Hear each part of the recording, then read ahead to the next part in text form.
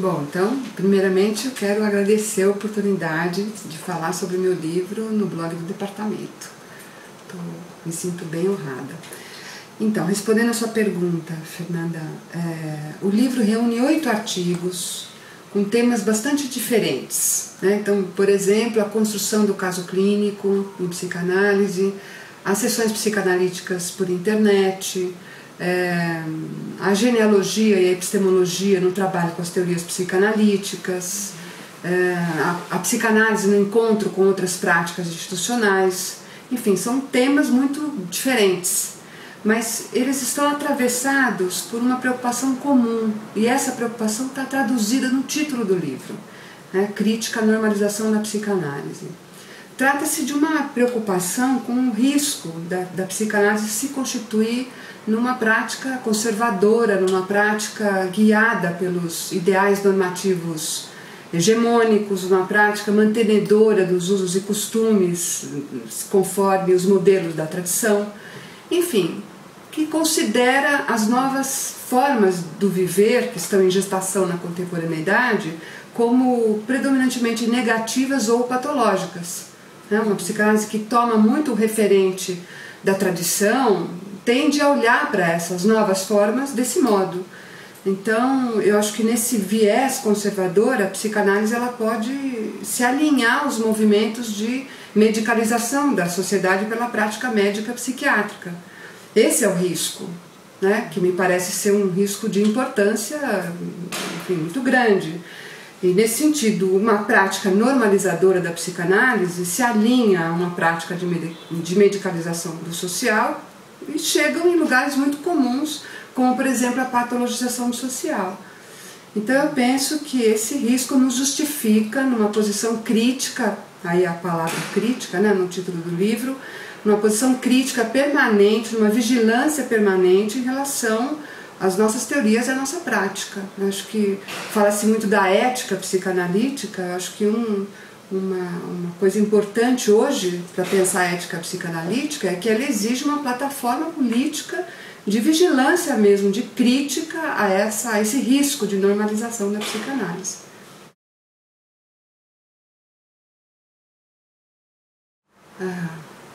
Olha,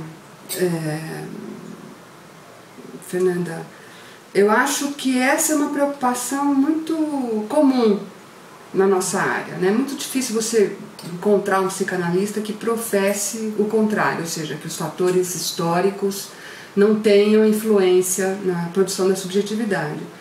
No entanto, o que é importante é o modo como pensar essa articulação, né? A articulação entre a singularidade de cada subjetividade e o social, né? A gente tem modos muito diferentes e legítimos de pensar essa articulação. Então, para ilustrar um pouco o modo como eu trato disso no meu livro, eu vou fazer algumas considerações sobre um conceito importante da psicanálise, que é o conceito de Édipo. Tem alguns capítulos do meu livro onde eu trato disso. E vou tomar o Édipo não como um conceito abstrato, pertencente ao mundo das ideias, mas como um dispositivo de subjetivação, um dispositivo de sexualidade presente nas engrenagens do poder disciplinar, do biopoder, para lembrar do Foucault. Então, acho que tem uma perspectiva bastante conhecida dentro da psicanálise que pensa o Édipo como um dispositivo central, essencial na fundação da cultura e na manutenção da cultura humana. Penso o Édipo como aquilo que está na origem da linguagem, na possibilidade da linguagem.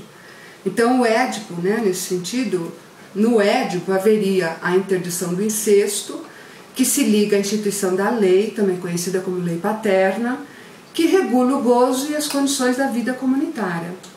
Tem outras maneiras de se pensar o Édipo, maneiras diferentes dessa. Tem outras perspectivas da psicanálise que tomam o Édipo, por exemplo, como um dispositivo de subjetivação próprio das sociedades patriarcais. Então não é assim, o dispositivo central, universal, presente em qualquer tempo, em qualquer lugar da cultura humana. Não, tem certas correntes que percebem o Édipo como um dispositivo próprio das sociedades patriarcais e que teria a finalidade de produzir e de manter a heterossexualidade compulsória no Ocidente, principalmente pela interdição da homossexualidade, não só a interdição do incesto. Então esse é um outro modo de pensar o Édipo. Você precisa mobilizar outros referentes que não só a epistemologia para ler, para perceber ou para entender o Édipo desse modo. Tem que convocar a genealogia, outros métodos de leitura e de trabalho. Nessa segunda perspectiva, o Édipo ele é um dispositivo importante, datado, e que se faz acompanhar de outros dispositivos de sexualidade, que estão em formação na contemporaneidade, que não se restringem necessariamente ao eixo fálico-edípico e ao binômio masculino-feminino. Então, nessa segunda perspectiva, você reconhece outras formas de sexualidade e de gênero que se colocam como diferença em relação se colocam como diferença não redutível à norma edípica. Então, as clínicas que se praticam a partir de uma ou de outra concepção do Édipo são clínicas muito diferentes. Na primeira concepção, você tende a pensar ou a tomar a norma edípica como um critério que define o que é normal e o que é patológico. Ao passo que na segunda perspectiva, você tende a reconhecer as novas formas do viver, enfim, como aquilo que não se alinha necessariamente à norma edípica. E eu queria concluir a minha fala pensando com vocês o seguinte, que, na verdade, o conceito de Édipo, ele é fundamental na condução da clínica contemporânea. Eu não acho que dê para a gente dispensar o conceito de Édipo, até porque isso não faz sentido, ele continua sendo um dispositivo de subjetivação, de sexualidade em vigência no Ocidente, e ainda de modo muito hegemônico. Agora, o melhor modo de tomar o Édipo é tomá-lo criticamente, podendo reconhecer a carga ideológica que está presente na construção desse conceito e fazer trabalhar esse conceito. Porque as lutas de poder em relação à sexualidade, em relação aos gêneros, que acontecem no campo social, fazem um ruído, fazem uma presença enorme justamente no conceito de Édipo. Então não é um conceito para dispensar, é um conceito para fazer trabalhar mesmo.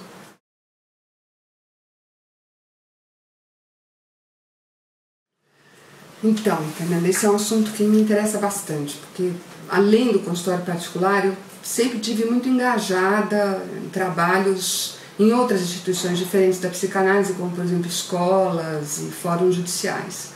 A minha pesquisa de doutorado tratou disso, inclusive, da possível colaboração entre a psicanálise e o direito no terreno das atividades judiciais, de perícias psicológicas judiciais. Fui pensar um pouco sobre isso, então, que efeitos são construídos nesse encontro entre a escuta analítica e a função normativa jurídica. O que se produz nesse encontro? Como é que ele se dá? Como é que se dá a migração do psicanalista a terrenos institucionais que são estranhos a ele e que são mesmo inóspitos, porque alguns terrenos institucionais são muito inóspitos à presença do método psicanalítico.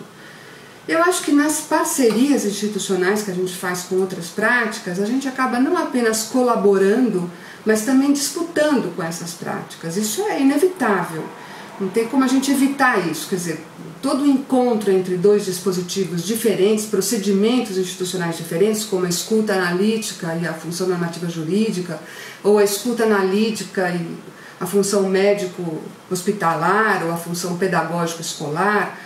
O encontro entre esses dispositivos distintos produz colaboração possíveis colaborações, mas produz disputa, tensão, disputa de poder, de território mesmo. Porque muitas vezes esses procedimentos trabalham em direções opostas. Por exemplo, o psicanalista, no lugar de suposto saber, ele retorna ao analisante as suas questões, se eximindo de decidir sobre elas. O juiz trabalha justamente no caminho oposto, Ele, de caso pensado, ele assume o lugar de saber, isso é esperado por todo mundo, inclusive por ele, e dali ele decide sobre a conflitiva, que está no campo judicial. Então, é de se supor que quando o psicanalista e o operador do direito se juntam numa cena comum para trabalhar, um método vai estorvar o outro, um procedimento vai estorvar o outro.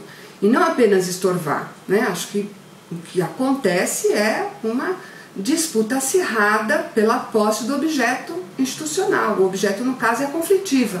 né? E não tem como essa disputa se resolver mantendo-se os purismos de cada área. Quer dizer, a cena psicanalítica vai se alterar com o operador do direito e vice-versa. Então, o encontro entre duas cenas institucionais acaba produzindo uma terceira cena, que não se deixa mais reduzir aos elementos iniciais. E é nessa terceira cena, com essas vozes dissonantes, que o psicanalista tem o desafio de construir uma nova transferência de trabalho. Porque a clínica psicanalítica, onde ela se dá, seja em qual lugar for, ela se dá sob transferência. Como construir uma transferência nessa terceira cena? Eu acho que uma das coisas é a gente, de todo modo, pensar que os sujeitos em análise nessas cenas combinadas não são, né, os analisantes do consultório particular do psicanalista. Né? Os sujeitos, ou a experiência de subjetividade, ela se produz em cada prática institucional. De certo modo, você pode pensar que existe o sujeito jurídico, o sujeito pedagógico, o sujeito psicanalítico, a depender do lugar onde você está. Então, eu abrigo muitos sujeitos, eu não me desloco inteira com a mesma identidade pelas diversas instituições por onde eu circulo. Eu abrigo muitos sujeitos. Então, qual é o sujeito que está em análise nessas práticas combinadas? Eu acho que a resposta a essa pergunta define recursos para o psicanalista instalar uma nova transferência de trabalho nesses lugares, não colonizando esses lugares com a perspectiva do consultório particular.